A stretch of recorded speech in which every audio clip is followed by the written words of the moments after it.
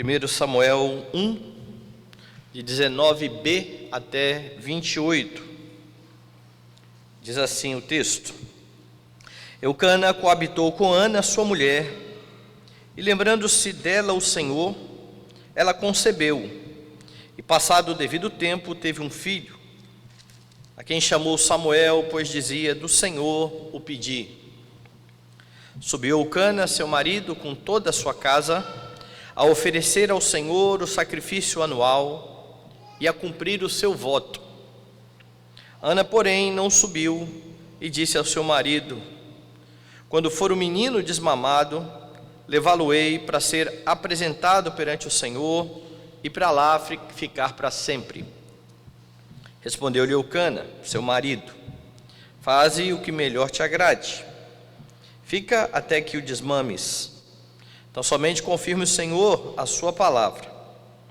Assim, ficou a mulher e criou o filho ao peito até que o desmamou.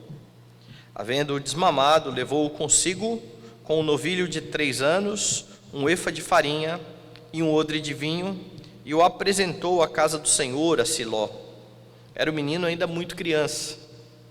Imolaram o novilho e trouxeram o menino a Eli. E disse ela: ah, meu Senhor, tão certo como vives, eu sou aquela mulher que aqui esteve contigo, orando ao Senhor. Porque por este menino orava eu, e o Senhor me concedeu a petição que eu lhe fizera. Pelo que também o trago como devolvido ao Senhor por todos os dias que viver, pois do Senhor o pedi. E eles adoraram ali o Senhor. Oremos. Pai Santo e Deus bendito, exaltado, glorificado seja o teu nome. Agradecemos, Pai, o privilégio de nos reunir na manhã do dia do Senhor, de saber que o teu povo, quando se reúne em teu nome, ó Deus Santo, recebido na tua presença, não porque merece, mas pelos méritos de Cristo Jesus, que deu a sua vida por nós. Que nesta manhã o Senhor se agrade em falar ao nosso coração para a tua própria glória, em nome de Jesus, amém. Como é que você lida com as bênçãos concedidas pelo Senhor, quando Ele responde favoravelmente à sua oração? Essa é uma questão importante e que deve ser pensada pelos crentes. O salmista, há milhares de anos, fez uma pergunta: que darei ao Senhor por todos os seus benefícios para comigo? Imediatamente ele responde: tomarei o cálice da salvação, invocarei o nome do Senhor, cumprirei os meus votos ao Senhor na presença de todo o povo. E é exatamente essa atitude que você tem em Ana no texto de hoje. Os versos 19b e 20 resumem o que ocorreu, o que aconteceu logo depois que Ana esteve lá no tabernáculo e fez um voto ao Senhor, depois que ela colocou diante do Senhor toda a sua tristeza. Veja aí a parte B do verso 19.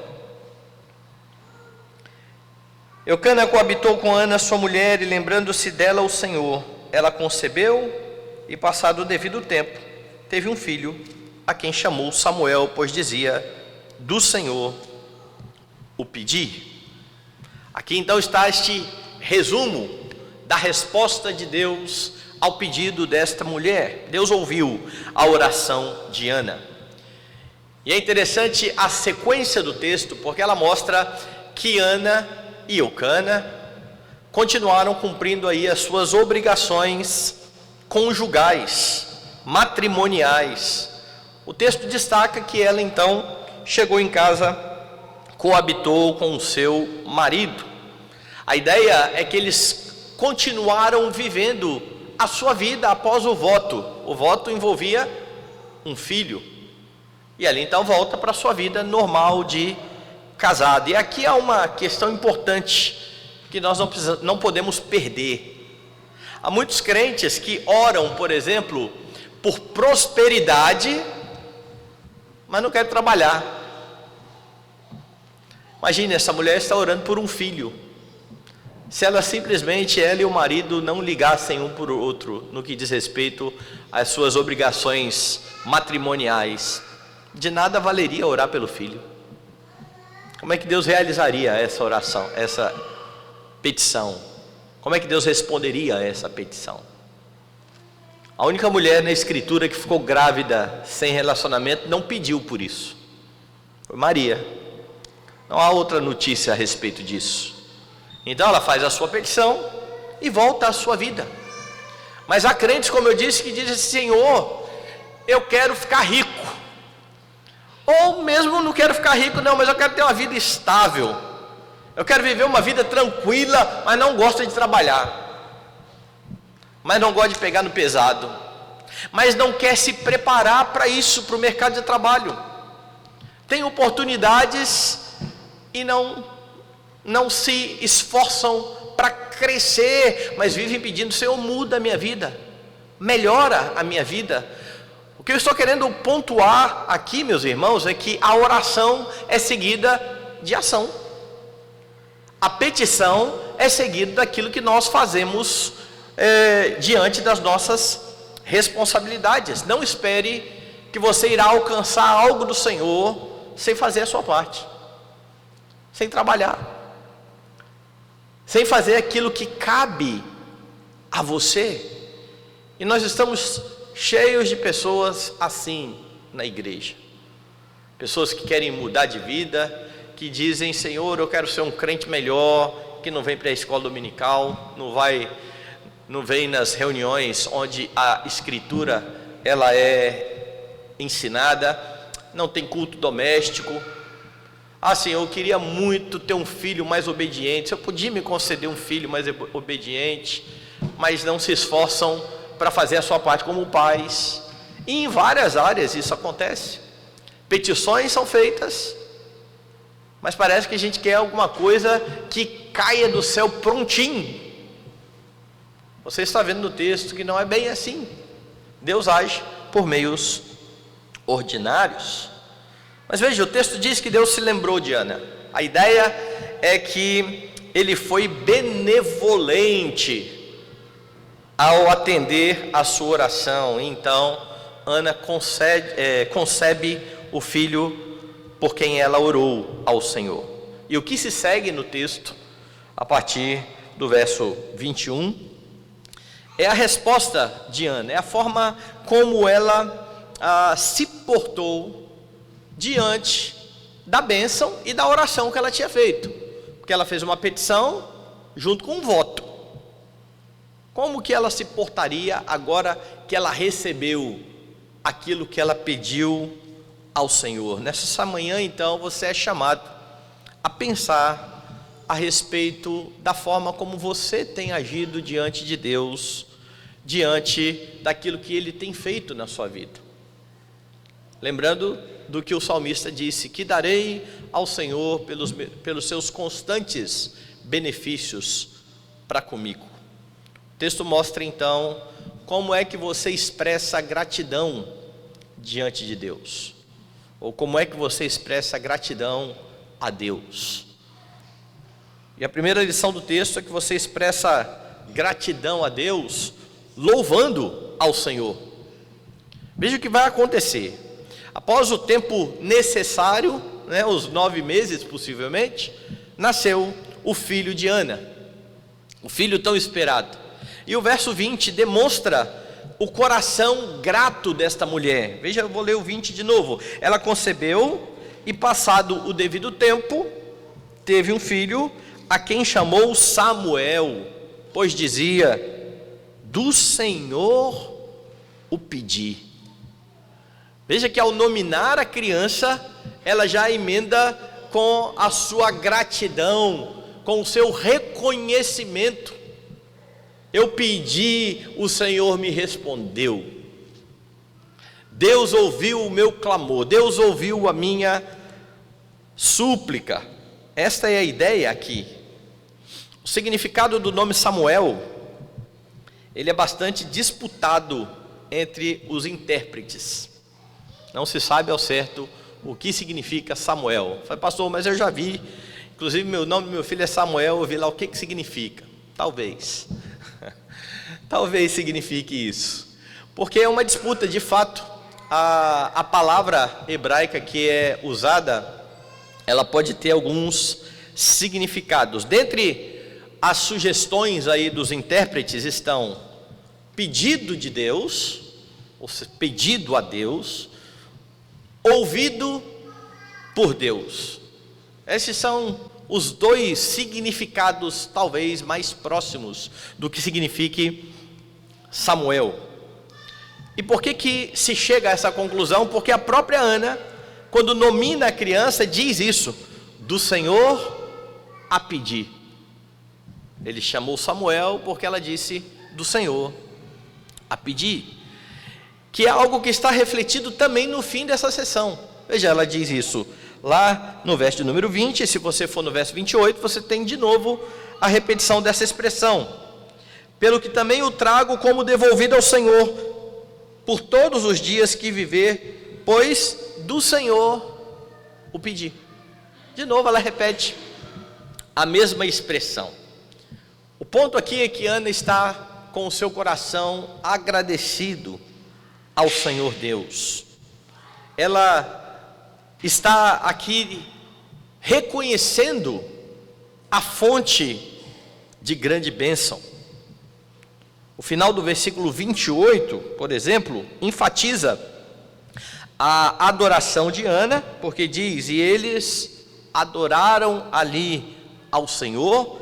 E os versículos 24 e 25 relatam este momento de adoração. Veja o que diz lá: havendo-o desmamado, levou-o consigo com um novilho de 3 anos, um efa de farinha, um odre de vinho, e o apresentou à casa do Senhor, a Siló. Era o menino ainda muito criança. Imolaram o novilho e trouxeram o menino a Eli. Então o que você tem? Reconhecimento da bênção, gratidão pela bênção, adoração ao nome do Senhor. Ana é bem consciente, meus irmãos, acerca de quem é o grande responsável pela alegria de ter um filho. E ela então adora ao Senhor. O que é muito interessante, porque muitos pedem a bênção do filho a Deus, e quando nasce o filho, a adoração passa a ser ao filho. O filho vira o centro de todas as coisas. O filho vira a coisa mais importante de todas as coisas. Ela está feliz com o seu filho, mas ela sabe quem é a fonte de alegria. Ela sabe quem é o grande responsável por ter dado a ela esta criança. Ela está consciente. E a pergunta que eu faço nesse momento é: você é grato por aquilo que Deus tem feito na sua vida? E talvez de imediato você fala assim: pastor, é lógico que eu sou. Tudo que eu tenho, tudo que eu sou, tudo isso é do Senhor. Eu sei que vem da parte do Senhor.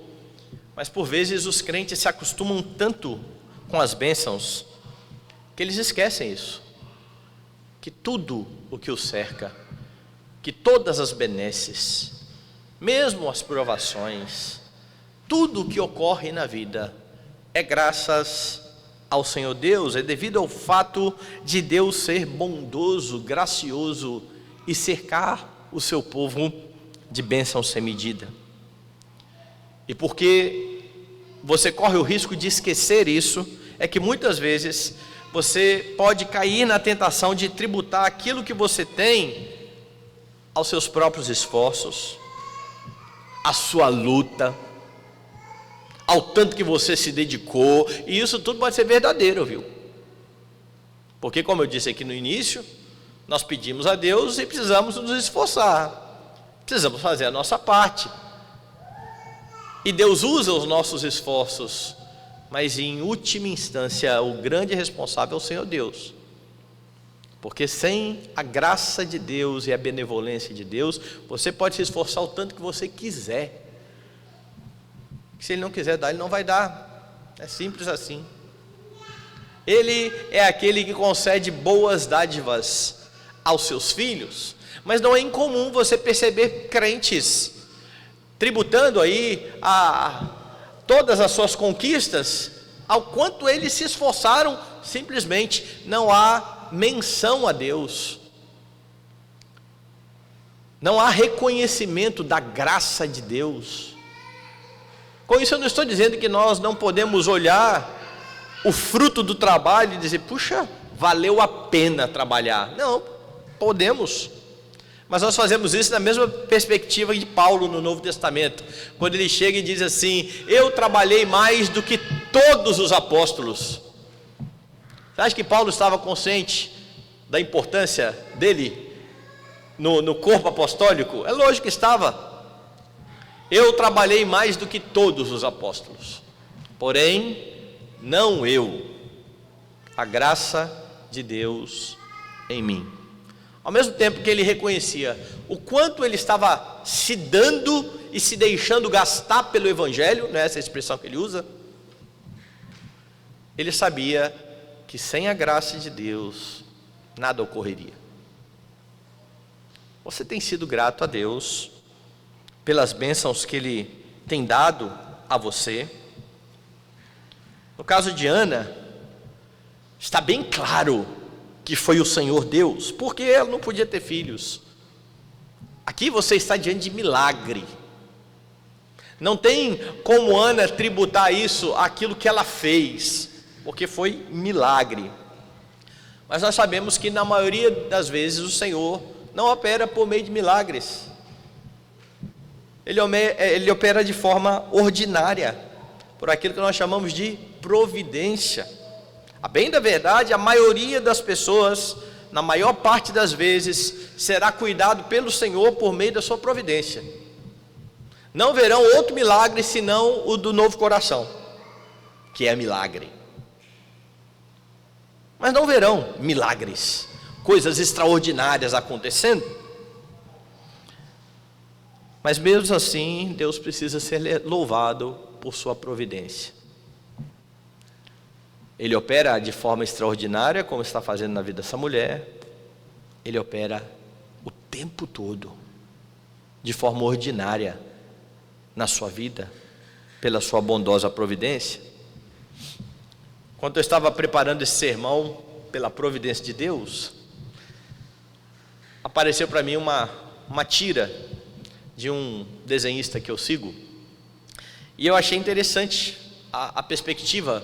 Ele não é crente, longe disso, às vezes ele faz até críticas à questão religiosa, mas a tira expressava muito bem o quanto as pessoas não entendem o agir providencial de Deus. É claro que eu não entendo, não acho que esse cara que desenhou sabe o que é providência, entende a providência, mas a verdade é que ele expressou de forma muito interessante na tira, porque a tira era mais ou menos o seguinte: um camarada pula do avião, ele tenta abrir o seu paraquedas, e ele percebe que não está abrindo, então ele pede a Deus um milagre, fala, ai Deus, faz um milagre.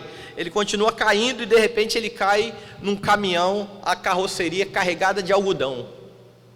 Então ele bate no algodão, fofinho, e salvou a sua vida. Então ele fala assim, que sorte, e termina dizendo assim, obrigado mesmo assim Deus, deixa o milagre para a próxima.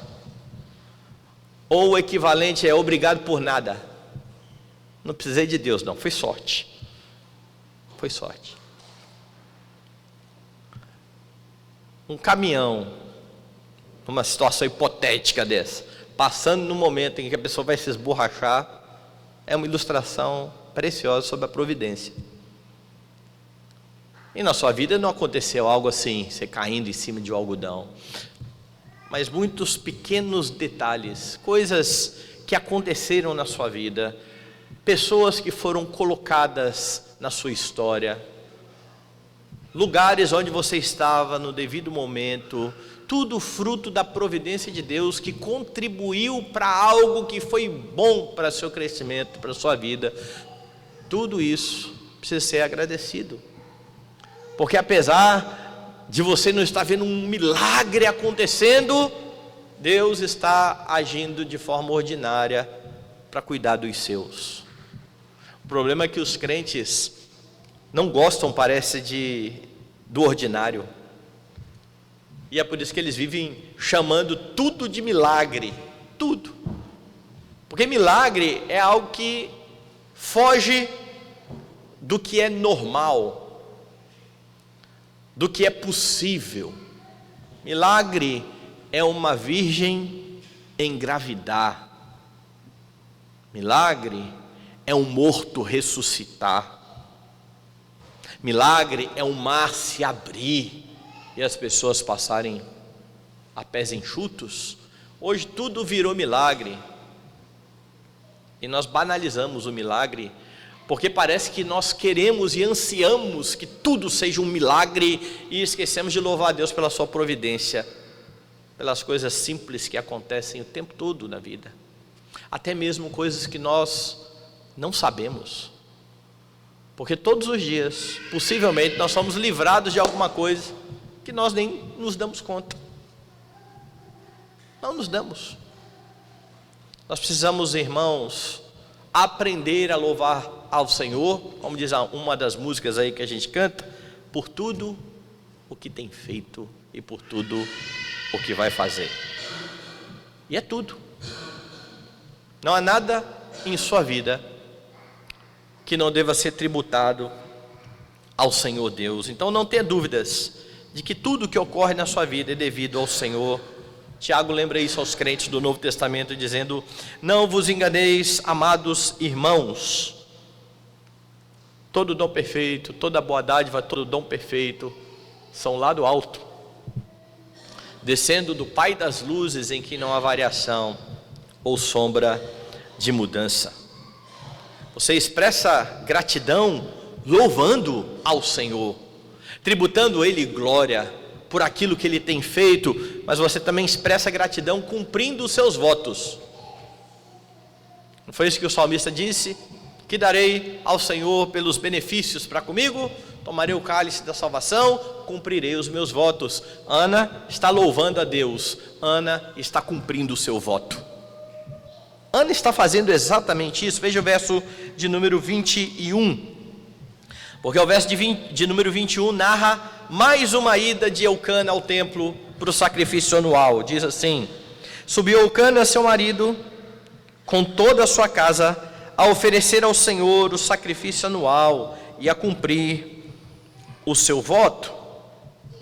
Entretanto, apesar de Eucana subir com a sua família, Ana está com seu bebê bem novinho a essa altura, porque se ela concebeu logo que voltaram da adoração do ano anterior, como parece indicar o texto, Samuel deveria ter por volta aí de 2 a 3 meses para uma viagem longa. Não era impossível, é lógico que não era, mas ele estava de fato bem novinho. Mas Ana fala da disposição do seu coração. Veja o verso 22. Ana, porém, não subiu e disse ao seu marido: quando for o menino desmamado, levá-lo-ei para ser apresentado perante o Senhor e para lá ficar para sempre. Ana está dizendo: tudo bem, esse ano eu não vou. Na verdade, quando eu for, eu vou para cumprir o meu voto. No primeiro dia que eu levar esse menino ao templo, ele fica. Será o dia de dedicá-lo ao Senhor, de deixá-lo perante o Senhor, porque se Samuel vai com Ana ao templo antes do desmame, ele iria e voltaria para a sua cidade. Ele iria e voltaria para essa sua cidade. A disposição de Ana é: eu vou voltar à presença do Senhor para cumprir o meu voto, para entregar o meu filho. Essa é a sua disposição quando chegasse no tabernáculo, assim que ele fosse desmamado. Ana está disposta a cumprir o seu voto, e o interessante é que não há peso no seu coração, não há aflição. Eu vou deixar o meu filho para serviço do Senhor, logo que ele for desmamado. Não pense que é uma coisa fácil isso. Você sabe que não é. Às vezes os pais de filhos pequenos não querem sair de perto do filho, nem para ir ali na cozinha. Quanto mais levar o filho, deixar no templo e vir embora, e deixá-lo para ser criado e cuidado lá no templo. Não envolve algo fácil. O que está em jogo aqui é algo muito difícil, mas que havia sido prometido ao Senhor. Ana leva muito a sério aquilo que a lei diz lá em Deuteronômio, e eu quero ler com você Deuteronômio, capítulo de número 21.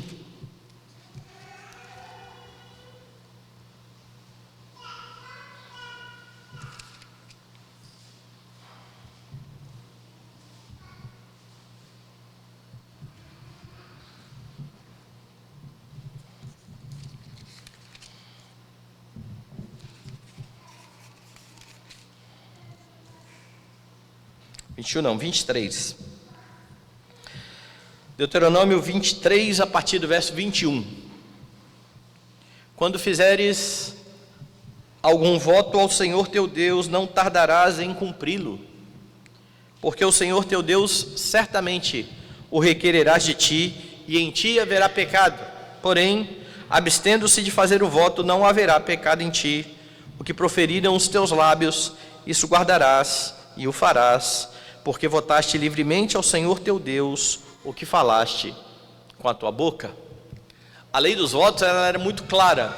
Se Ana simplesmente tivesse orado e dito: Senhor, o Senhor podia me agraciar com um filho, e Deus agraciasse com o filho, ela não teria a menor obrigação de levar esse filho para dedicar ao templo. Mas quando ela se compromete a fazer isso, quando ela faz um voto ao Senhor, não há volta, e nem deve haver peso no coração. É por isso que votos precisam ser muito bem pensados. É por isso que você não sai falando qualquer coisa ao Senhor que você vai fazer, porque o texto diz que se você prometer e não cumprir, haverá em ti pecado. Não é algo de somenos, é algo muito sério.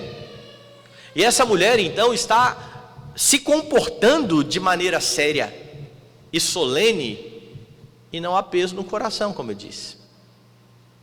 Ela olha para o seu marido e diz: olha, não vou esse ano, quando eu for, eu vou dedicar este menino ao Senhor. Infelizmente, meus irmãos, não são poucos os crentes que, a despeito de serem imensamente abençoados pelo Senhor, esquecem os votos que fizeram, ou cumprem os seus votos reclamando e achando demasiadamente pesado o seu voto. Talvez você fale assim: pastor, não fiz voto nenhum. Calma lá, como é que o senhor está dizendo isso? A verdade é que nós estamos o tempo todo fazendo votos. No caso dos filhos, quando você trouxe o seu filho e apresentou ao batismo, você fez votos. Você jurou solenemente à frente da igreja e diante do Senhor Deus que iria fazer algumas coisas em relação ao seu filho. Você prometeu trazê-lo à igreja, você prometeu orar com ele, você prometeu orar por ele, você prometeu livrá-lo de más companhias, você prometeu dar instrução ou mandar dar instrução para que ele aprenda a ler e possa ler por si mesmo a Escritura. Você prometeu ensiná-lo a estimar os demais irmãos e a respeitar as autoridades da igreja. São vários votos. Você tem cumprido estes votos? Como é que os filhos se portam diante dos oficiais da igreja? Se um diácono for lá e chamar a atenção dele, qual vai ser a reação? Vai ser acatar, porque sabe que ali está um oficial da igreja. Você já ensinou seus filhos sobre os oficiais da igreja? Eles têm noção do que é um diácono? Esse pessoal que fica ali fora só falando para parar de correr às vezes. Eles têm noção? Eles sabem o que são os presbíteros? E que os presbíteros não são só para levar a ceia? Eles têm ideia sobre o pastor da igreja? Porque eles vão se portar diante das autoridades da igreja da maneira como você ensinar eles a se portar diante das autoridades da igreja. Como é que eles se portam diante dos mais velhos? A respeito aos mais velhos? Vocês vão ensinar isso aos seus filhos. Como é que eles vão se portar em relação aos seus colegas? Tudo isso que nós prometemos e muitas vezes não fazemos e deixamos, achando que eles vão aprender por si só, não irão. E quando nós não nos empenhamos nessa tarefa, nós estamos descumprindo votos que foram feitos diante do Senhor. Você tem servido de exemplo de vida e de piedade para o seu filho? Ou falando aqui em outras palavras, se o seu filho dependesse do seu exemplo, ele seria assíduo aos trabalhos da igreja? Olhando só para o que você faz, sem você falar nada. Se eles dependessem só do seu exemplo, eles leriam a Bíblia? Eles orariam? Eles estimariam os irmãos? Porque esse foi o voto: servir nós mesmos de exemplos de vida e piedade para os filhos. Eles teriam amor pela palavra de Deus, buscando ler a Bíblia diariamente. Veja o que é que o filho está imitando que você faz.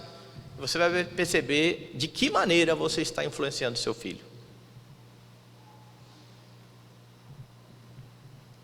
Às vezes você tem os filhos que seguem muito seus pais, por exemplo, no time de futebol.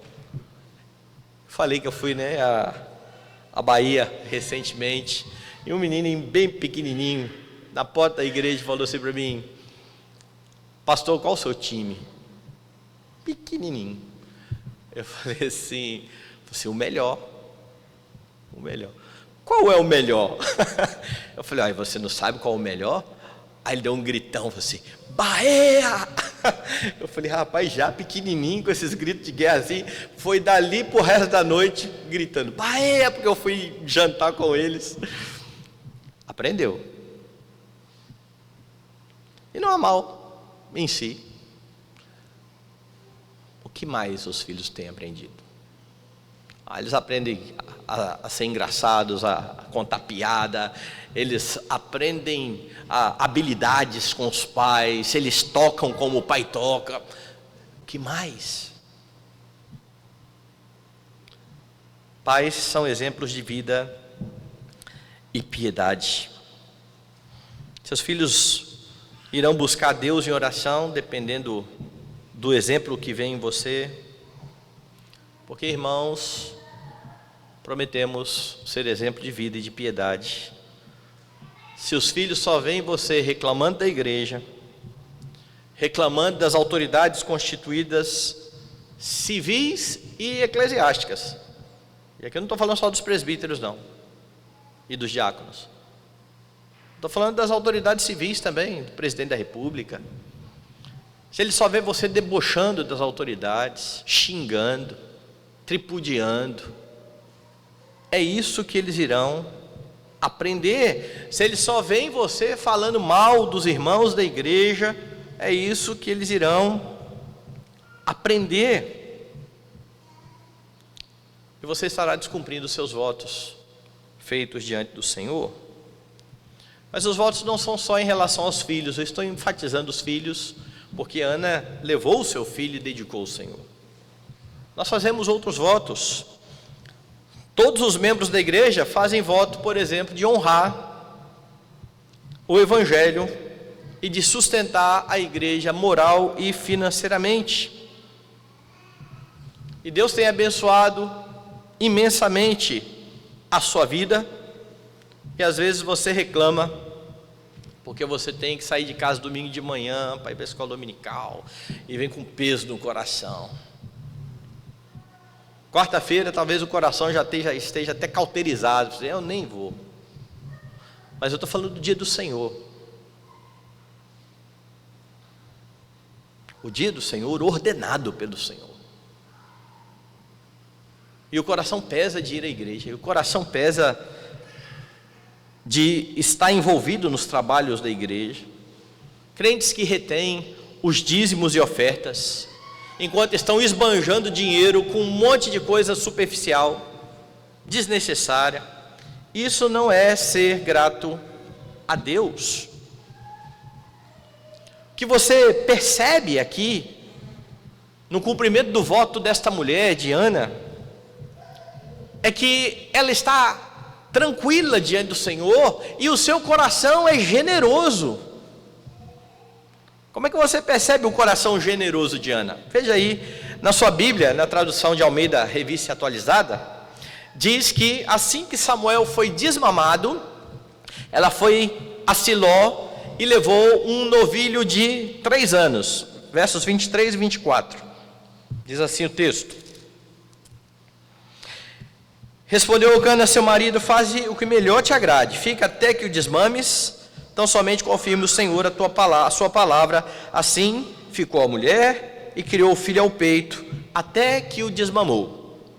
Havendo-o desmamado, levou-o consigo com um novilho de 3 anos, um efa de farinha e um odre de vinho, e o apresentou à casa do Senhor, a Siló. Era um menino ainda muito criança. Então aí na sua Bíblia você tem um novilho de 3 anos de idade, certo? Há uma disputa sobre essa tradução.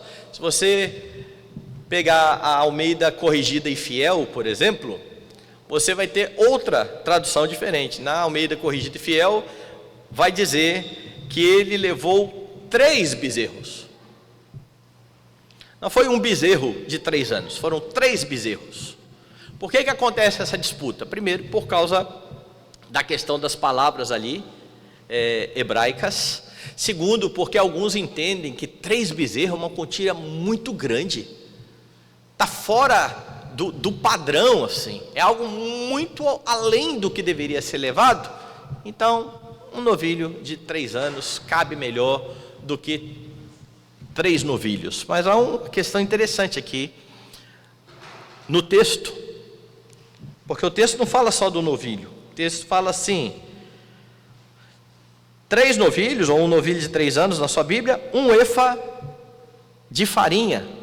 Lá em Números 15, é determinado que junto com a oferta do novilho, é levado também uma quantidade de farinha, para ser apresentado junto com o novilho. A quantidade de farinha que está sendo apresentada aqui, é mais ou menos o equivalente, um pouco mais do que seria o suficiente para 3 novilhos.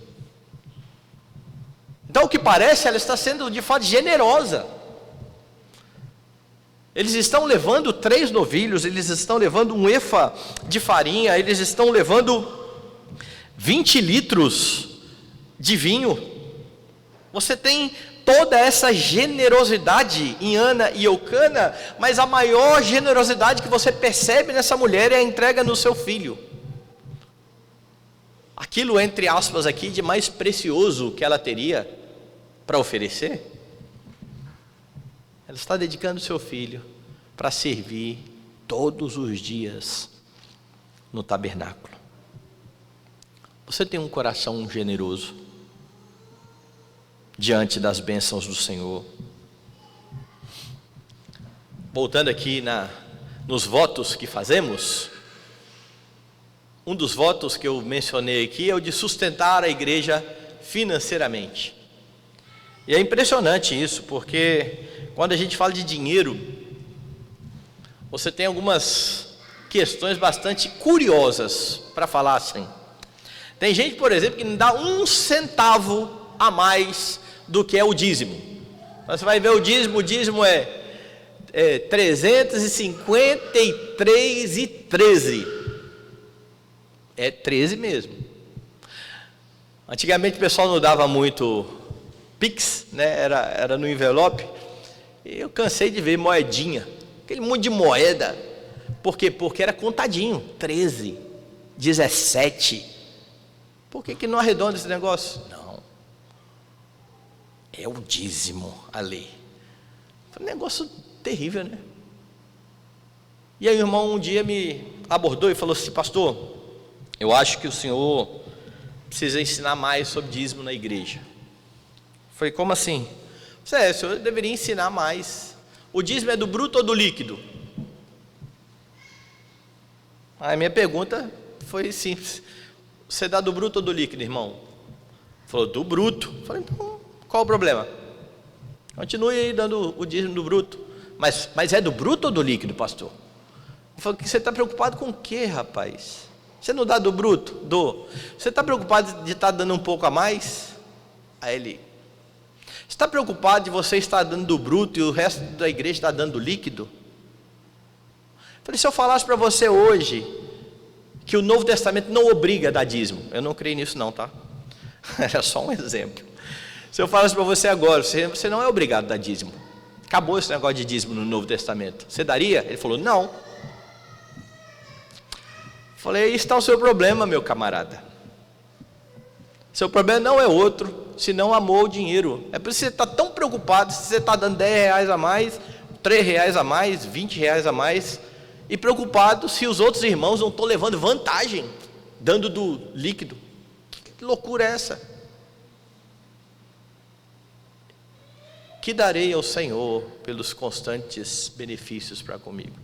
E aí o coração é ali, ó, regrado. As bênçãos eu quero sem medida. O coração generoso passa longe. Mas há uma outra questão aqui importante é você pensar, que é: a quem você está oferecendo os seus filhos? Ana está levando os filhos e dedicando ao Senhor. E aí você fala assim: não, eu estou dedicando meu filho ao Senhor porque eu até batizei meu filho, sinal do pacto. Não adianta você dizer que está oferecendo o seu filho ao Senhor, enquanto você investe mais tempo e recurso preparando seu filho para esse mundo. Não estou dizendo que não é importante, viu, preparar para esse mundo. Eles vivem nesse mundo. Mas não adianta aprender inglês, espanhol, mandarim, linguagem de sinais, braille, programação, se eles não temem ao Senhor. Não adianta. Não, eles vão ser bons cidadãos. Isso é secundário. Prepare para ele ser um bom crente. Ele vai ser um bom cidadão. Ele vai ser um bom funcionário. Se ele for dono de empresa, ele vai ser um bom patrão. Não se preocupe com isso. Mas às vezes você tem pais dizendo: não, meu filho é do Senhor. Todo investimento tem a ver com esse mundo, aqui e agora. Os meninos sabem tudo das novidades, mas não sabem história bíblica, as mais comuns, doutrinas importantes. Então não adianta dizer que está dedicando o filho ao Senhor enquanto prepara o filho para esse mundo simplesmente. Lembre que o viver nesse mundo é uma consequência quando você cria o seu filho para Deus. Como eu mencionei, o coração de Ana não está pesado. Ela devolve ao Senhor o filho que Deus mesmo tinha dado a ela, e ela lembra de algo importante nesse momento. Veja o verso 26. E disse ela: meu Senhor, tão certo como vives, eu sou aquela mulher que aqui esteve contigo orando ao Senhor. Por este menino orava eu, e o Senhor me concedeu a petição que eu lhe fizera. Ela está reconhecendo como que o Senhor, por meio da sua bênção, tirou essa mulher da tristeza em que ela estava vivendo. Eu sei o grande responsável por essa nova fase aí da minha vida. Quem fez esta maravilha na minha vida? Muitos pais, após a bênção de ter filhos, em vez de alegria na adoração ao Senhor, só enxergam peso. Os filhos viram empecilho para tudo. Tudo. Não posso, porque porque o meu filho, porque o meu filho, porque o meu filho, porque o meu filho. E eu não estou sendo insensível não, viu? Eu já tive 2 filhos e já estão maiorzinhos. Mas filhos se adaptam às nossas rotinas. Não é a casa que se adapta ao filho. São os filhos que se adaptam à casa. Isso sempre foi assim a vida inteira. Ultimamente é que essas coisas têm mudado. E aí o filho começa a ser empecilho para tudo que se faz. Os filhos são bênção do Senhor. Eles não são algo que vem atrapalhar. Porque se estão atrapalhando, nós estamos vendo os filhos de forma errada, equivocada. O que era para ser motivo só de alegria começa a ser peso, pelo menos no discurso. Nós pegamos algo bom que Deus nos deu e transformamos em algo que começa a nos fazer pecar. E é só com filhos? Com tudo. Deus deu uma boa condição de vida e agora você pode viajar no feriado, você pode ter férias e você goza das suas férias e no domingo do feriado você não vai à igreja. Tem que aproveitar um pouquinho mais o feriado. Deus deu recursos, você pegou o dinheiro, levou, aproveitou, usufruiu e quebrou o dia do Senhor. Mas eu estou de férias. Possivelmente onde você está de férias tem uma igreja. Não descreia disso, tem. Mas não é presbiteriana, não. Adore ao Senhor numa igreja. Mas a igreja que tinha lá, pastor, era terrível. Então, em vez de ir para a praia, faça um culto em casa. Porque nós pegamos bênçãos de Deus e isso começa a virar tropeço. Deus me deu a bênção de comprar uma propriedade. Todo domingo eu vou para aquela propriedade.